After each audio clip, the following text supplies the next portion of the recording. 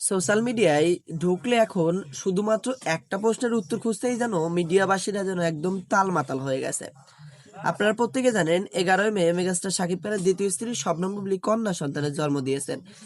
সেটা জন্ম দেওয়ার পরে তিনি বেশ কিছুদিন পরে তার কয়েকদিন পরে মিডিয়াকে জানিয়েছেন ফেসবুক পোস্টের মাধ্যমে।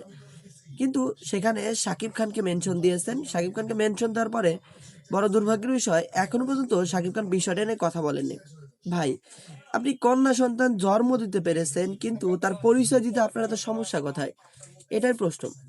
সোশ্যাল মিডিয়ায় বিষয়টা নিয়ে বিভিন্ন মহলে আলোচনা হচ্ছে। আমরা তো প্রত্যেকে জানি এই বাচ্চার বাবা আপনি। বিষয়টা নিয়ে দ্বিতীয়বার প্রশ্ন করতে হবে না।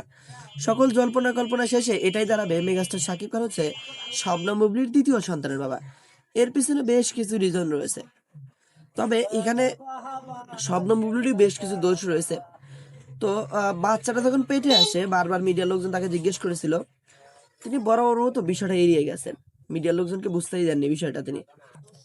মিডিয়ার লোকজন যখন একের পর এক প্রশ্ন করতেছিল তখন সে বারবার এড়িয়ে যান। পরবর্তীতে তিনি একটা অনুষ্ঠানে বলেন পরবর্তীতে কোনো একটা ব্যক্তিগত প্রোগ্রামে বিষয়টা ক্লিয়ার করতে চান। ভাই, এখানে আপনার এসব করা ঠিক হয়নি। আপনি একটা বিবাহিত পার্সন, আমাদের প্রত্যেকেই জানি। যেহেতু সাকিব খান বিষয়টা অস্বীকার করে, কিন্তু আপনি তো নিজেই বলেছেন সাকিবের সাথে যে আপনার বিবাহ হয়েছে, আপনাদের মধ্যে বিচ্ছেদ হয়নি, আপনারা এমন একটা পর্যায়ে রয়েছেন চাইলে আবার সংসার করতে পারবেন। বিষয়টা নিয়ে আপনি নিজেই বলেছেন। তো আপনি সাকিবের সন্তানের মা হতে চলেছেন, বিষয়টা লুকানোর বোধহয় কোনো দরকার ছিল না। মিডিয়ার লোকজন যখন ফার্স্ট আপনাকে জিজ্ঞেস করেছিল, আপনি শুরুতে স্ট্রেটলি বলে দিতে পারতেন যে হ্যাঁ, আমি বাচ্চার মা হতে চলেছি। এত নাটক কিন্তু কোনো কিছুই হতো না। এমনকি মাছরাঙা টেলিভিশন আপনি তখন ইন্টারভিউ দিয়েছিলেন, আপনাকে কিন্তু জিজ্ঞেস করেছিল বিষয়টা নিয়ে। আপনি কি বলেছিলেন মিডিয়ার লোকজন প্রত্যেকে শুনেছিল। তো আপনি বিষয়টা লুকিয়েছেন ফার্স্ট।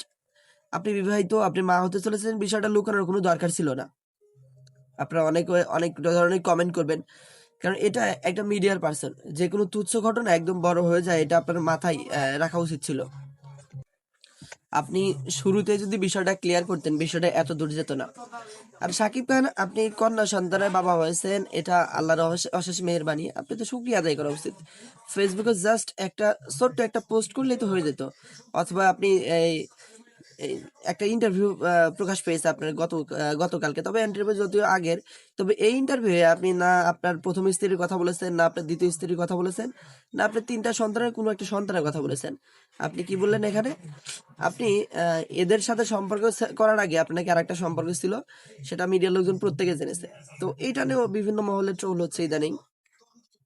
আপনি একজন সেলিব্রিটি পারসন, আপনি যে কোনো কাজ করলে ভেবে চিন্তে করতে হবে, এটা কিন্তু আপনার একটু মাথায় রাখা উচিত। আপনি হঠাৎ করে এমন একটা কথা বললেন যেটা নিয়ে ইতিমধ্যে ঝড় সৃষ্টি হয়ে গেছে সোশ্যাল মিডিয়ায়। আপনাকে নিয়ে অনেক মানুষ ইতিমধ্যে নানা রকম মন্তব্য করা শুরু করে দিয়েছে, আর করতেই পারে, এটাই স্বাভাবিক। কারণ আপনি পর দুইবার বিয়ে করেছেন, কারোর সাথে আপনার সংসার করা হয়নি, আপনি নিজেই কথাগুলো মিডিয়াকে বলেছেন। তারপরে আপনি আবার চ্যানেলে ইন্টারভিউতে এমন একটা কথা বললেন যে এই দুইটা বাদেও আপনি এমন একজনকে ভালোবাসতেন যাকে নাকি আপনি বিয়ে করতে চেয়েছিলেন, কিন্তু পরবর্তীতে আপনার বিয়ে করা হয়ে ওঠেনি।